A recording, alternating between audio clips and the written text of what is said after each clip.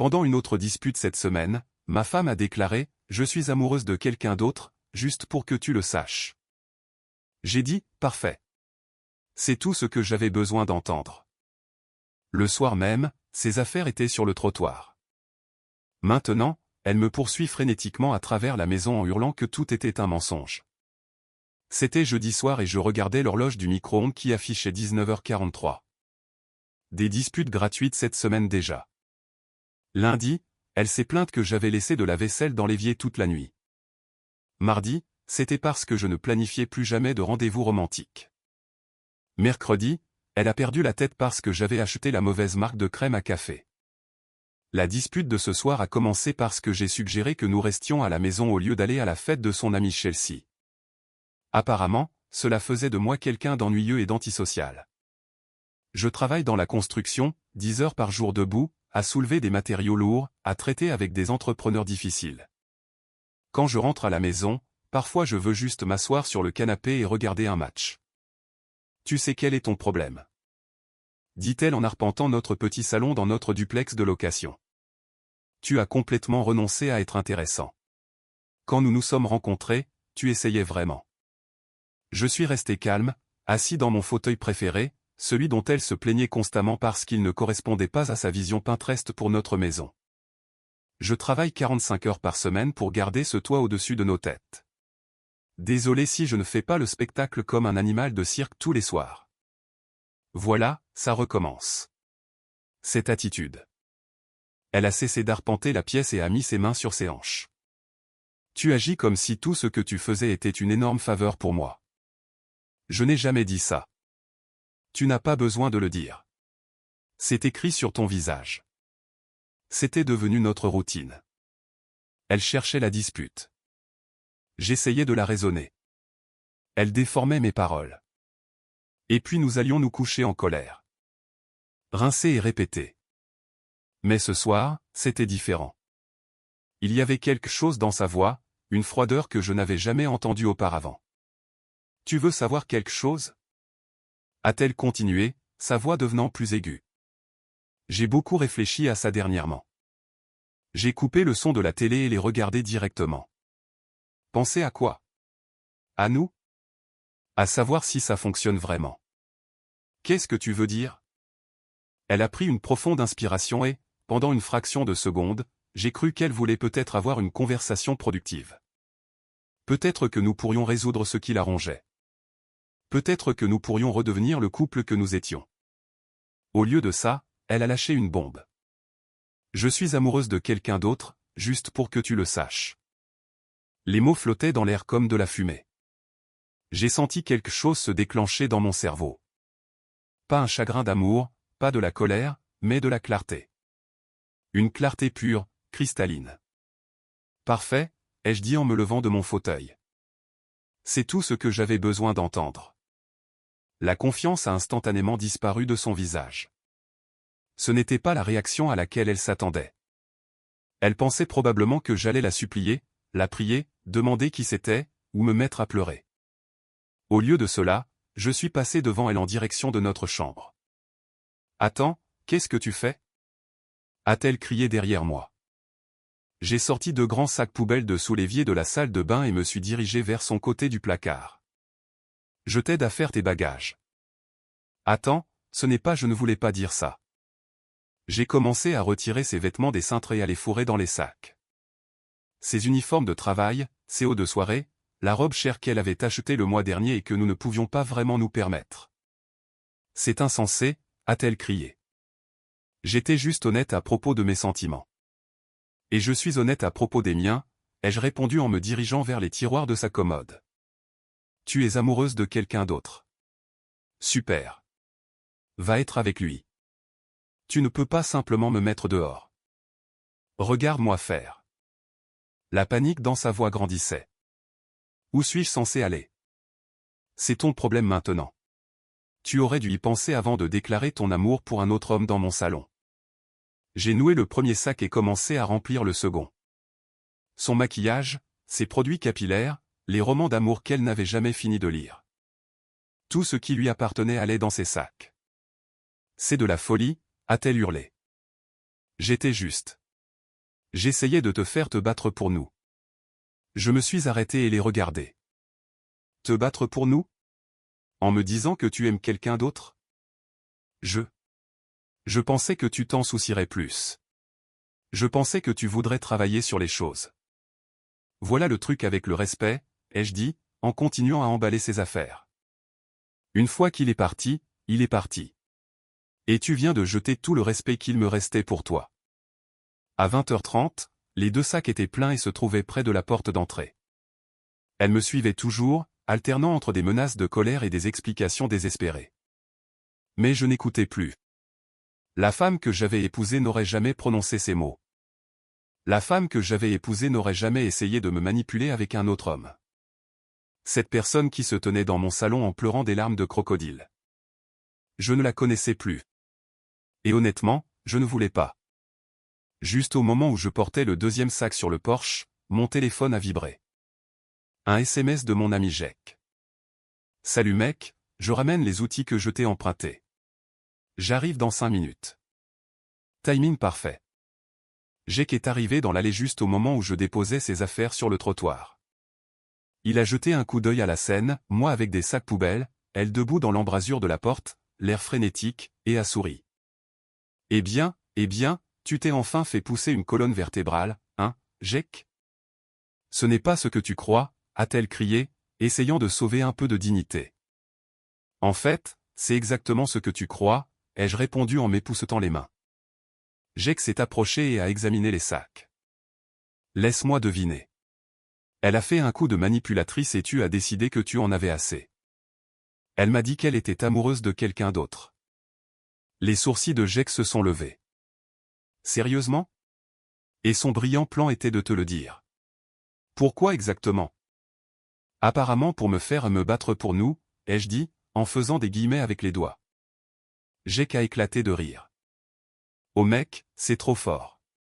Et, tu te souviens il y a 2 mois, quand on était tous au barbecue de Danny et qu'elle a passé tout le temps à se plaindre de toi à tout le monde. J'avais oublié ça, mais maintenant ça me revenait en mémoire. C'est vrai. Elle disait à ta copine que je ne la surprenais plus jamais avec des cadeaux pendant que tu étais littéralement en train de griller de la nourriture pour tout le monde comme un champion. A ajouté Jack. Mec, on attendait tous que tu la largues avec son attitude toxique. Vraiment? Tu plaisantes? Ça fait des mois qu'elle te traite comme une ordure. Toujours à trouver quelque chose qui ne va pas. Toujours à te faire passer pour un mauvais gars devant les gens. Ma copine Amanda ne la supporte pas. Juste à ce moment-là, une autre voiture s'est arrêtée. Mon voisin Rick de la maison d'à côté, se demandant probablement ce qui se passait. Tout va bien par ici? A crié Rick, mais il souriait. Rick avait entendu leur dispute à travers les murs minces de nombreuses fois. Tout est fantastique, ai-je répondu. J'aide juste mon ex-femme à déménager. Ex-femme? A-t-elle crié depuis le porche. Nous ne sommes pas encore divorcés. J'ai clarifié. Rick a gloussé. Bien pour toi, mon pote. Cette femme te crie dessus un soir sur 2 depuis des semaines. Je commençais à avoir pitié de toi. Tu pouvais entendre ça. Mur mince, mec. Tout le quartier sait qu'elle te mène la vie dure. Ma femme Linda disait encore hier à quel point tu as été patient. Mon téléphone a de nouveau vibré. Cette fois, c'était ma sœur Monica. Papa m'a raconté ce qui s'est passé. Il était temps. J'arrive avec du vin pour fêter ça. J'ai montré le SMS à Jack. Les nouvelles vont vite. À qui l'as-tu dit? À personne encore. Elle a dû appeler mes parents en pleurant. Oh, ça va être bon. A dit Jack, s'installant comme s'il allait regarder un spectacle. Effectivement, ma sœur est arrivée 10 minutes plus tard avec une bouteille de vin et un immense sourire. Juste derrière elle se trouvait la voiture de ma mère. Oh non, a marmonné ma future ex depuis le porche. Monica est sortie la première. Voilà mon petit frère intelligent. Enfin. Monica, s'il te plaît. A plaidé la femme sur le porche. C'est tout un malentendu. Malentendu? Monica s'est tournée pour lui faire face. Tu lui as dit que tu es amoureuse d'un autre homme. Quelle partie de cela avons-nous mal comprise? Ma mère s'est approchée plus prudemment, mais je pouvais dire qu'elle était soulagée.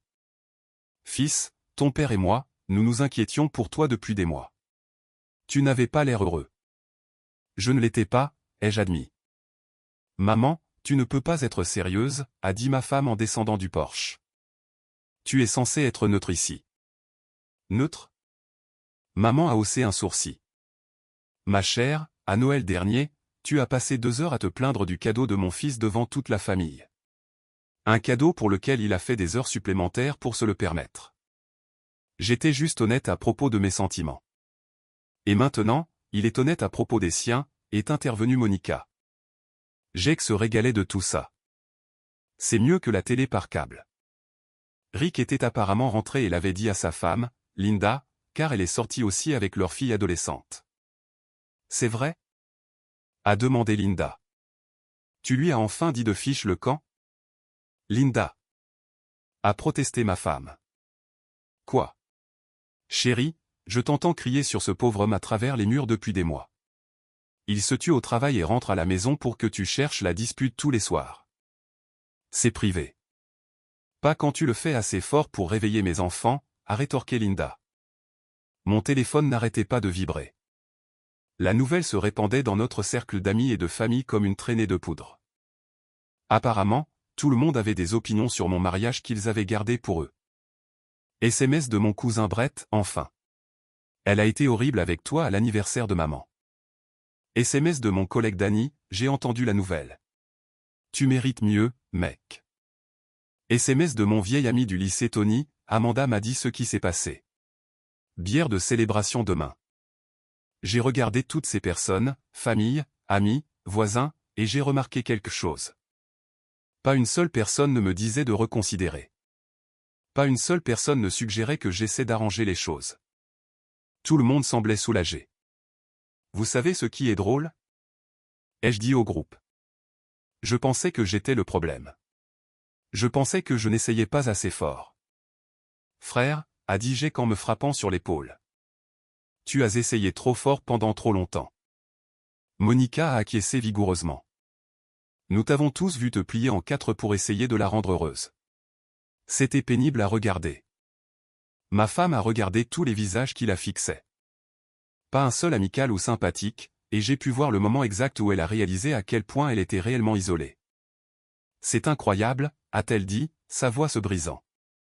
Pas un seul d'entre vous ne va me défendre. Le silence était assourdissant. Finalement, la fille adolescente de Rick a pris la parole. Peut-être essaie de ne pas dire aux gens que tu aimes quelqu'un d'autre si tu veux qu'ils te défendent. Même la gamine avait compris. Alors que la foule de supporters commençait à se disperser vers 22 heures, ma femme a fait son mouvement. Elle était restée sur le porche, l'air de plus en plus désespéré à mesure que chaque personne partait sans lui offrir un endroit où rester. Ok, tout le monde est parti maintenant, a-t-elle dit en revenant vers la porte d'entrée. Pouvons-nous s'il te plaît parler comme des adultes? J'étais assis sur les marches du porche, profitant du premier moment de paix que j'avais eu depuis des mois. De quoi parler? Tu es amoureuse de quelqu'un d'autre. Félicitations. Je n'ai jamais dit que j'allais réellement te quitter pour lui. Lui. J'ai levé les yeux avec intérêt. Donc, c'est définitivement un lui. Quelqu'un que je connais? Elle a hésité. Ce n'est pas la question. Oh, mais ça l'est en quelque sorte. Tu vois, maintenant je suis curieux. Qui est l'heureux élu qui a volé ton cœur? Son visage est devenu rouge. Ça n'a pas d'importance. Allez, ne sois pas timide. Tu as été assez audacieuse pour me parler de tes sentiments. Qui est-il? C'est compliqué. J'ai ri. Compliqué? Comment être amoureux peut-il être compliqué? Soit tu aimes quelqu'un, soit tu ne l'aimes pas. Elle s'est assise sur les marches à côté de moi, ce qui était une erreur car je me suis immédiatement levé et éloigné. Ok, d'accord. C'est Marcus de mon cours de yoga. Marcus du yoga. J'ai essayé de garder un visage sérieux. L'instructeur, qui a probablement 22 ans et appelle tout le monde belle âme. Il a 24 ans, a-t-elle dit sur la défensive. Oh, 24. Mes excuses. Ça rend les choses tellement mieux. Je n'ai pas pu m'en empêcher. Laisse-moi deviner. Il ne comprend pas comment une femme aussi spirituellement avancée que toi a pu finir avec un ouvrier du bâtiment ennuyeux. Ne sois pas méchant. Méchant, ma chérie? Je n'ai même pas encore commencé à être méchant. Alors, dis-moi, depuis combien de temps es-tu amoureuse de cet instructeur de yoga? Ce n'est pas comme ça. Nous nous connectons simplement à un niveau plus profond. Niveau plus profond? J'ai hoché la tête. Sérieusement, sait-il que tu es marié? Silence. Il ne le sait pas, n'est-ce pas? J'ai mentionné que j'étais dans une situation relationnelle compliquée. Une situation relationnelle compliquée. Ai-je répété lentement. Donc, tu lui as menti aussi. Je ne mentais pas. J'étais honnête sur mes sentiments, n'est-ce pas? Et qu'est-ce que tu pensais exactement qu'il allait se passer ce soir? Que j'entendrais parler de Marcus et que je deviendrais soudainement un gourou spirituel pratiquant le yoga. Elle s'est mise à pleurer. Le genre de pleurs manipulateur où elle s'assurait que je pouvais voir son visage. Je pensais que tu te battrais pour moi. Je pensais que tu voudrais me reconquérir. Te reconquérir d'un instructeur de yoga de 24 ans qui ne sait même pas que tu es marié? Je me suis rassis mais j'ai gardé mes distances. Aide-moi à comprendre la logique ici. Tu me prenais pour acquis. Tu ne me surprends plus jamais. Tu n'as jamais rien planifié de romantique. Tu rentres juste à la maison et tu regardes la télé. Et ta solution a été de tomber amoureuse de quelqu'un d'autre? Je pensais que si tu savais que tu pourrais me perdre, tu apprécierais ce que tu as. Je l'ai fixé pendant un long moment. Tu t'entends parler en ce moment? Tu es en colère que je ne me batte pas pour une femme qui vient de me dire qu'elle aime un autre homme. Tu es contrarié que je ne sois pas en compétition avec quelqu'un d'autre pour l'affection de ma propre femme. Quand tu le présentes comme ça, comment devrais-je le présenter autrement? Tu m'as en gros dit que je ne suis pas assez bien pour toi, et maintenant tu es en colère que j'ai été d'accord. Elle s'est essuyé le nez avec sa manche. J'ai fait une erreur. Oui, tu en as fait une. Une énorme. Alors, pouvons-nous arranger ça? Pouvons-nous essayer une thérapie ou quelque chose comme ça? J'ai ri, mais il n'y avait pas d'humour là-dedans. Une thérapie pourquoi? Pour m'aider à comprendre pourquoi je devrais me battre pour une femme qui est amoureuse de quelqu'un d'autre? Pour travailler sur mes problèmes de ne pas être assez pour toi? Je ne suis plus amoureuse de lui. Je te choisis. Oh, comme c'est généreux. Tu me choisis après avoir découvert que Marcus ne veut probablement pas d'une femme mariée avec des problèmes. Comme c'est flatteur. Ce n'est pas pour ça. Alors pourquoi? Qu'est-ce qui a changé au cours des 2 dernières heures? Elle a regardé la rue vide, ses sacs toujours sur le trottoir, les maisons de nos voisins où les lumières commençaient à s'éteindre. J'ai réalisé que j'avais fait une erreur. Tu as réalisé que tu n'as nulle part où aller. Ce n'est pas vrai. Vraiment? Alors où dors-tu ce soir? Un autre long silence. Je pourrais rester chez ma sœur Ashley. Ashley qui vit à Portland? Ashley qui t'a dit le mois dernier que tu te plaignais trop? C'est Ashley? C'est la famille. Elle comprendra. Le fera-t-elle? Devrions-nous l'appeler tout de suite et voir à quel point elle est compréhensive quand tu lui expliqueras pourquoi tu as besoin d'un endroit où rester? Son téléphone était déjà dans sa main, mais elle ne composait pas de numéro. Ou peut-être que tu pourrais rester chez Chelsea, l'amie à la fête de qui tu voulais aller ce soir. Je suis sûr qu'elle adorerait t'entendre parler de ta situation avec Marcus. Arrête ça. Arrêtez quoi? Arrêtez de souligner que tu as brûlé tous les ponts ce soir? Arrêtez de remarquer que pas une seule personne qui est passée ne t'a offert son canapé? Elle s'est levée brusquement. Très bien. Tu veux que je parte? Je partirai. Mais ne viens pas pleurer chez moi quand tu réaliseras ce que tu as perdu. Je sais déjà ce que j'ai perdu, ai-je dit calmement. 3 heures de sommeil chaque nuit à t'écouter chercher la dispute. L'argent que nous ne pouvions pas nous permettre dépenser pour des choses pour te rendre heureuse. Le respect de moi-même en te regardant me manquer de respect devant ma famille et mes amis. Tu as raison. Tout ça va vraiment me manquer. Elle a attrapé ses sacs et a commencé à marcher vers la rue. Après environ 10 pas, elle s'est retournée. Ma voiture est au garage, tu te souviens? J'ai sorti mon téléphone. Tu veux que je t'appelle un Uber? Tu vas juste me laisser prendre un Uber vers nulle part à 22h30 du soir? C'est toi qui as décidé de faire exploser notre mariage ce soir. Ce sont les conséquences de tes choix. Elle est restée là pendant une autre minute, espérant probablement que je craquerais et l'inviterais à rentrer. Au lieu de ça, je suis entré et j'ai verrouillé la porte derrière moi. À travers la fenêtre, je l'ai vu passer 3 appels téléphoniques. Tous les 3 sont allés sur la messagerie vocale.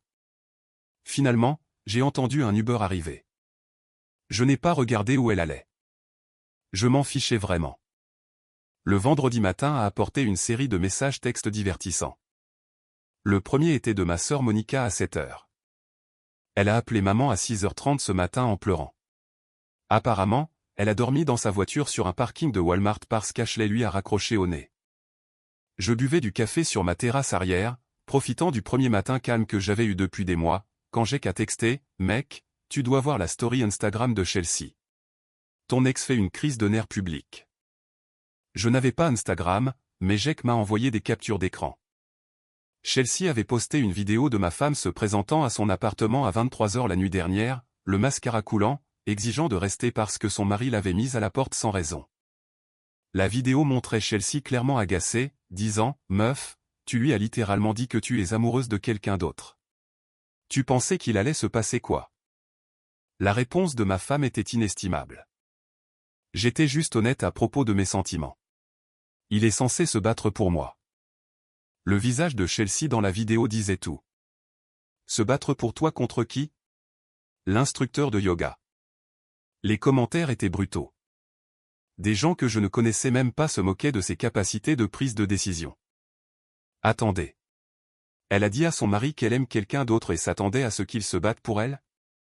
L'audace est astronomique. C'est ce qui arrive quand on joue à des jeux stupides. J'ai failli m'étouffer avec mon café à ce dernier commentaire. Marcus lui-même avait trouvé la vidéo et commenté. C'était mieux que la télé par câble. Mon téléphone a sonné. C'était Danny du travail. Frérot, tout le chantier en parle. Apparemment, ta femme a appelé la copine de Torres hier soir pour lui demander des conseils relationnels. Elle a fait quoi? Ouais. Sophia a dit qu'elle a reçu un appel vers minuit d'une femme en pleurs demandant comment reconquérir un homme qui ne l'apprécie pas. Sophia lui a dit d'essayer d'être une meilleure personne. J'ai ri. Sophia ne plaisantait pas. Elle était directe et avait grandi dans un quartier difficile. Que ma femme l'appelle pour de la sympathie, c'était comme demander à un requin des leçons de natation. Oh, et écoute ça. Elle a aussi appelé la femme de Murphy. Karen Murphy, celle qui dirige le groupe des dames de l'église. Oui. Apparemment, elle voulait savoir si Karen pensait que son mari reviendrait à la raison et la reprendrait. Qu'est-ce que Karen a dit? Karen lui a dit qu'elle devrait peut-être prier pour le pardon et apprendre à la fermer à propos des autres hommes. Je commençais à réaliser que ma femme avait passé toute la nuit à appeler des gens de notre cercle social à la recherche de quelqu'un, n'importe qui, pour valider sa position. D'après les résultats, elle ne trouvait pas beaucoup de soutien. Vers midi, mon voisin Rick a frappé à la porte. Et mec, je voulais juste te prévenir. Ta femme est passée ce matin pour demander à Linda si elle pouvait utiliser notre téléphone pour appeler le travail. Son téléphone était mort? Non. Elle a dit qu'elle était trop gênée pour utiliser son propre numéro parce que tout le monde ignorait ses appels. Est-ce que Linda l'a laissé faire? Rick a souri. Linda lui a dit que le téléphone était cassé, puis est rentrée et a appelé ta sœur pour lui faire savoir ce qui se passait. La belle chose à propos de vivre dans un quartier ouvrier, c'est que personne n'avait de temps pour le drame. Les gens travaillaient dur, payaient leurs factures et n'appréciaient pas les bêtises. Les tactiques de manipulation de ma femme n'allaient pas fonctionner ici. Mon téléphone a vibré avec un SMS d'un numéro inconnu. C'est Ashley. Ta femme m'appelle depuis ce matin. Je lui ai dit qu'elle a fait son lit et qu'elle peut maintenant s'y coucher. Je pensais que tu devais savoir qu'elle dit aux gens que tu l'as physiquement jeté hors de la maison. J'ai fait une capture d'écran et l'ai envoyée à Monica avec un message. Tu devrais peut-être prendre les devants. Monica a appelé immédiatement. Elle dit quoi aux gens? Que je l'ai physiquement jeté dehors. Ashley vient de me prévenir. Cette petite menteuse. Monica s'est rattrapée. Maman va perdre la tête quand elle entendra ça. Est-ce que maman croit son histoire? Tu plaisantes? Maman t'a vu faire ses valises toi-même hier soir. On l'a tous vu. En plus, papa a déjà appelé oncle Robert et lui a raconté toute l'histoire. Oncle Robert était le centre des ragots de la famille. S'il le savait, tout le monde le savait, et ils auraient la version exacte. Vers 14 heures, j'ai reçu l'appel que j'attendais. C'était ma femme, appelant d'un autre numéro inconnu. « S'il te plaît, ne raccroche pas », a-t-elle dit immédiatement. « Qu'est-ce que tu veux? Les gens disent des choses horribles sur moi en ligne. Tu dois leur dire d'arrêter. » Je dois faire quoi, maintenant? Ça devient incontrôlable. Chelsea a posté cette vidéo et maintenant des gens que je ne connais même pas se moquent de moi. Peut-être que tu n'aurais pas dû te pointer chez elle en pleine crise à propos de ton petit ami instructeur de yoga. Ce n'est pas mon petit ami. Je t'ai dit que c'était juste des sentiments. C'est ça. Juste des sentiments pour un autre homme alors que tu es marié avec moi. Ne peux-tu pas comprendre que j'étais confuse? Je traversais une période difficile. Bien sûr, je comprends. Tu traversais une période difficile et tu as décidé de la gérer en faisant exploser notre mariage. C'est parfaitement logique. Je veux rentrer à la maison. Ce n'est plus ta maison. Tu ne peux pas simplement me mettre dehors. J'ai des droits. Tu as le droit de trouver un autre endroit où vivre. Tu as le droit d'appeler ton instructeur de yoga et de voir s'il veut d'une femme mariée confuse. Tu as le droit de continuer à appeler des gens qui vont te raccrocher au nez. Pourquoi tout le monde prend ton parti? J'ai dû y réfléchir une seconde. Peut-être parce que ce n'est pas moi qui ai dit à mon conjoint que j'aime quelqu'un d'autre. C'était une erreur. Oui, c'était une erreur qui a mis fin à notre mariage. Ne pouvons-nous pas aller en thérapie? Ne pouvons-nous pas travailler là-dessus? Travailler sur quoi? Travailler pour m'aider à surmonter le fait que ma femme aime un autre homme? Travailler pour reconstruire mon estime de moi après que tu l'aies détruite? Travailler pour prétendre que cela n'est jamais arrivé.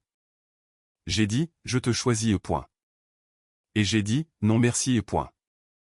J'ai raccroché. Le téléphone a sonné à nouveau immédiatement, d'un autre numéro inconnu. J'ai refusé l'appel. Puis j'ai fait quelque chose que j'aurais dû faire il y a des mois. Je me suis préparé un bon dîner, j'ai ouvert une bière et j'ai regardé un match de football dans un silence complet et bienheureux. Pas de dispute, pas de critique, pas de marche sur des œufs, juste la paix. C'était incroyable de voir à quel point ma maison était agréable quand elle n'était pas remplie d'hostilité. Samedi matin, je savourais ma deuxième tasse de café et lisais les nouvelles en paix quand j'ai entendu des voitures s'arrêter dans mon allée. Par la fenêtre, j'ai vu deux véhicules, une berline argentée que je ne reconnaissais pas, et derrière elle, la Honda déglinguée de ma belle-mère. Super. La cavalerie était arrivée. J'ai ouvert la porte d'entrée avant qu'ils ne puissent frapper. Ma femme se tenait là, flanquée de sa mère, Patricia, et de son frère aîné, Kevin. Elle avait manifestement encore pleuré et semblait ne pas avoir beaucoup dormi. « Nous devons parler », a annoncé Patricia en me bousculant pour entrer dans la maison. « Bonjour à toi aussi, Patricia. »« Je t'en prie, entre. » Kevin a suivi, me lançant ce que je suppose être un regard intimidant. Kevin travaillait dans un magasin de pièces automobiles et pensait que ses muscles le rendaient dur. Je l'avais toujours trouvé amusant. « Ça a assez duré », a dit Patricia en s'installant sur mon canapé comme si elle était chez elle. La famille n'abandonne pas la famille. Je n'ai abandonné personne. Votre fille m'a dit qu'elle est amoureuse d'un autre homme. Elle a fait une erreur. Les gens disent des choses qu'ils ne pensent pas quand ils sont en colère. Ma femme a finalement pris la parole. J'essayais juste d'attirer ton attention. J'avais l'impression que tu ne te souciais plus de moi. Alors, tu as décidé de me dire que tu aimes quelqu'un d'autre.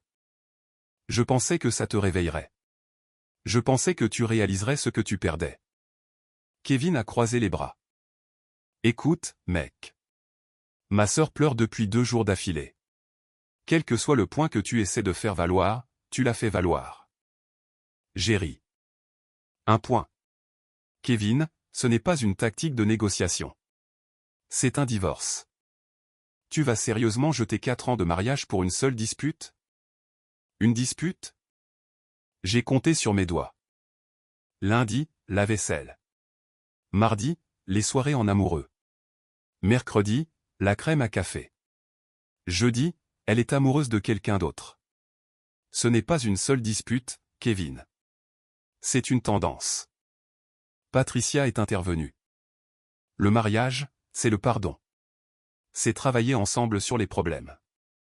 Vous avez absolument raison. Alors, quand exactement avait-elle prévu de me pardonner tous mes terribles crimes, comme travailler 45 heures par semaine pour payer cet endroit? Comme rentrer fatigué après un travail manuel? Comme ne pas être un télépathe qui sait exactement quel geste romantique elle veut à un moment donné? Ce n'est pas de ça qu'il s'agit, a dit ma femme. Alors de quoi s'agit-il? Aidez-moi à comprendre comment dire à votre mari que vous aimez un autre homme s'inscrit dans un mariage sain. Silence. Kevin a essayé une autre approche. Écoute, elle dit qu'elle a fait une erreur.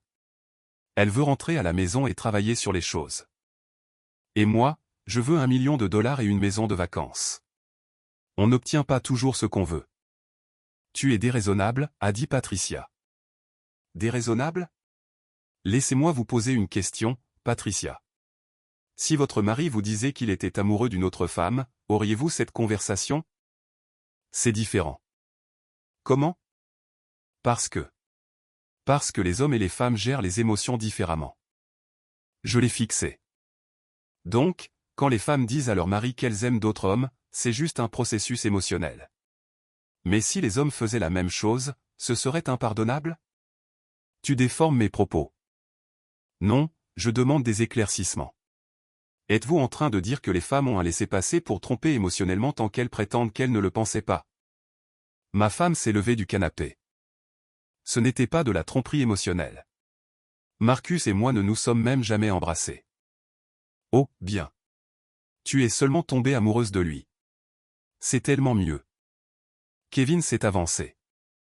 Tu dois arrêter d'être sarcastique et commencer à prendre ça au sérieux. Je prends ça au sérieux, Kevin. J'en ai sérieusement fini avec ce mariage. Tu fais une énorme erreur, a dit Patricia en se levant. C'est une bonne femme qui a commis une seule erreur de jugement. Une erreur? Ça fait des mois qu'elle me traite comme une ordure. L'affaire Marcus n'était que la goutte d'eau qui a fait déborder le vase. Ce n'est pas vrai. Vraiment? Demandez à votre fille ce qui s'est passé au barbecue chez Danny il y a 2 mois. Demandez-lui à propos de Noël avec mes parents. Demandez-lui à propos de chaque fois que nous sommes en public ensemble. Patricia a regardé sa fille qui a soudainement trouvé le sol très intéressant. Elle ne vous a pas parlé de ces choses, n'est-ce pas?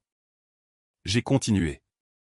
Elle n'a pas mentionné comment elle passe les rassemblements sociaux à se plaindre de moi à quiconque veut bien l'écouter. Je me confiais à des amis, a dit ma femme doucement. Te confier? Tu as dit à ma famille que je suis un piètre donneur de cadeaux. Tu as dit à la copine de Jake que je ne prépare jamais de surprises romantiques.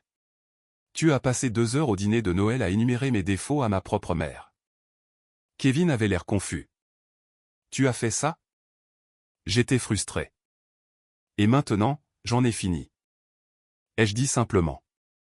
Patricia, Kevin, j'apprécie que vous soyez venus, mais cette conversation est terminée. Elle a fait son choix quand elle a décidé que Marcus était plus important que notre mariage. Je te choisis, a-t-elle dit désespérément. Je suis ici en ce moment, je te choisis. Non, tu es ici parce que Marcus ne veut pas d'une femme mariée avec des problèmes. Tu es ici parce que personne d'autre ne veut de toi. Tu es ici parce que ton plan de secours a échoué. La pièce est devenue silencieuse. Même Patricia avait l'air mal à l'aise. Si Marcus avait dit qu'il voulait être avec toi, nous n'aurions pas cette conversation. J'ai continué. Tu serais à son appartement en ce moment en train de lui expliquer pourquoi tu dois divorcer. Ce n'est pas vrai. Alors appelle-le maintenant. Appelle Marcus et dis-lui que tu veux arranger les choses avec ton mari. Dis-lui que tu étais confuse et que tu veux réparer ton mariage. Elle m'a fixé. Vas-y, appelle-le. S'il s'agit vraiment de me choisir plutôt que lui, ça devrait être facile. Ses mains sont restées sur ses genoux. C'est ce que je pensais.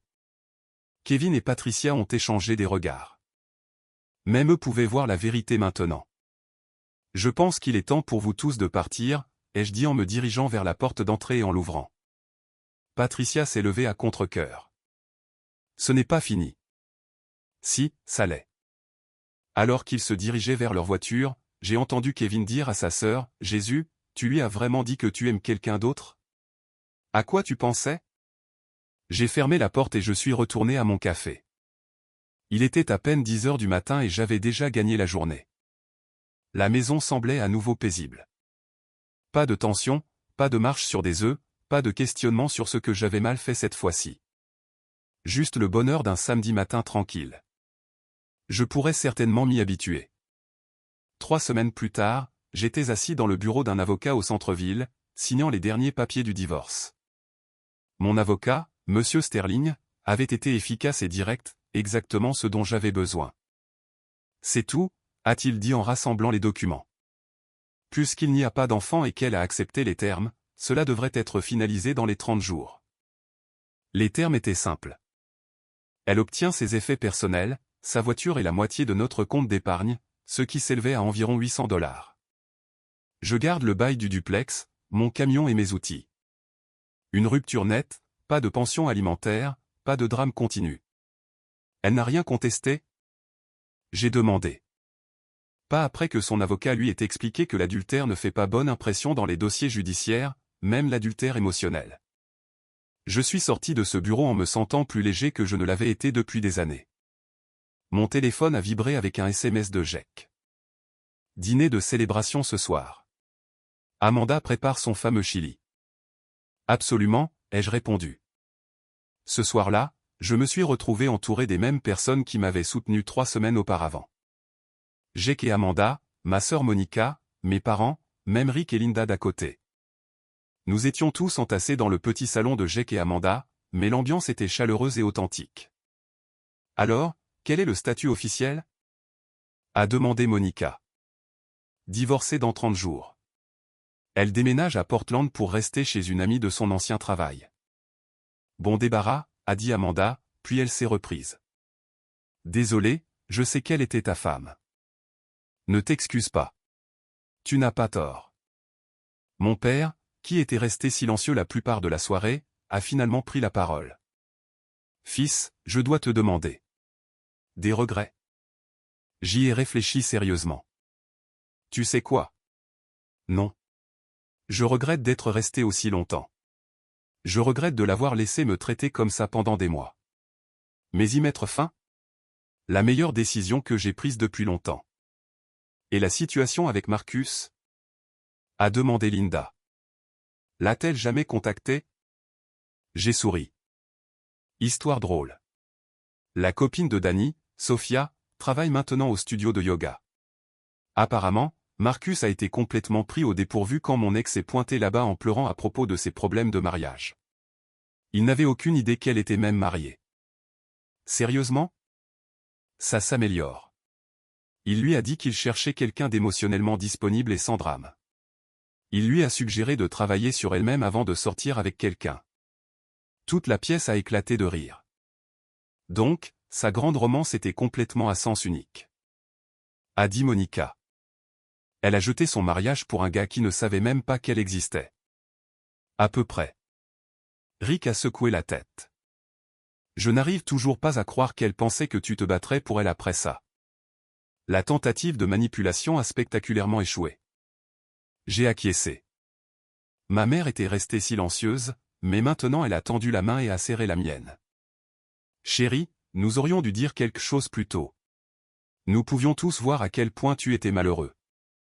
Je n'aurais pas écouté de toute façon. Je pensais que j'étais censé essayer plus fort, être plus romantique, réparer ce qui n'allait pas. Rien n'allait mal chez toi, a dit fermement Amanda. C'était elle le problème. Il m'a fallu un certain temps pour le comprendre. J'ai qu'à lever sa bière.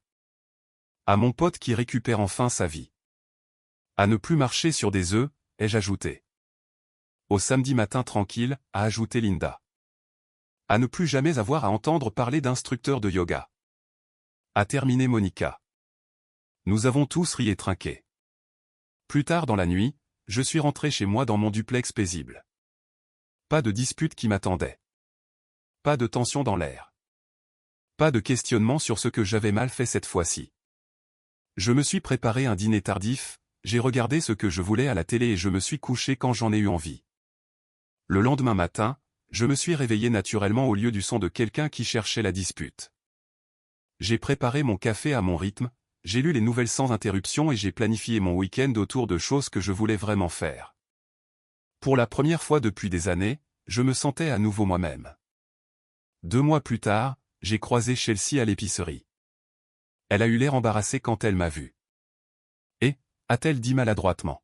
« Comment vas-tu ?»« Fantastiquement bien. »« Et toi ?»« Bien, bien. » Je voulais m'excuser pour toute cette histoire d'Instagram.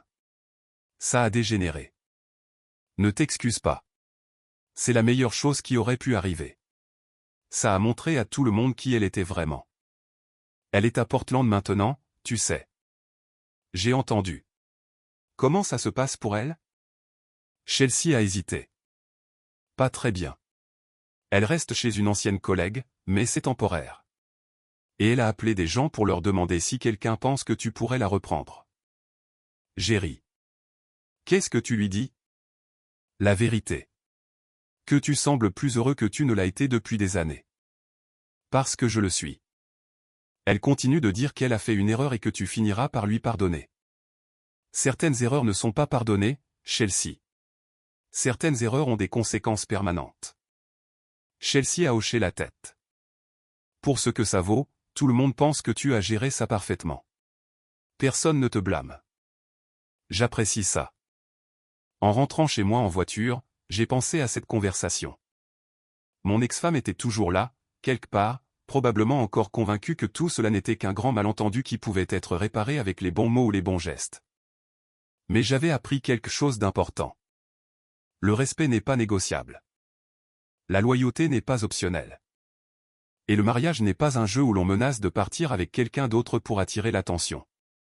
J'avais passé des mois à essayer de réparer quelque chose qui était déjà cassé, à essayer de reconquérir quelqu'un qui ne valorisait pas ce qu'elle avait. Maintenant, j'avais fini d'essayer de prouver ma valeur à des gens qui ne pouvaient pas l'avoir. Mon téléphone a vibré avec un SMS de ma sœur. Papa fait griller des hamburgers dimanche. Tu viens? Je ne manquerai ça pour rien au monde, ai-je répondu. J'avais une famille qui me respectait, des amis qui me soutenaient et une maison tranquille qui était enfin en paix. Pour la première fois depuis des années, ma vie était exactement ce que je voulais qu'elle soit. Et je n'allais pas faire marche arrière, pour personne.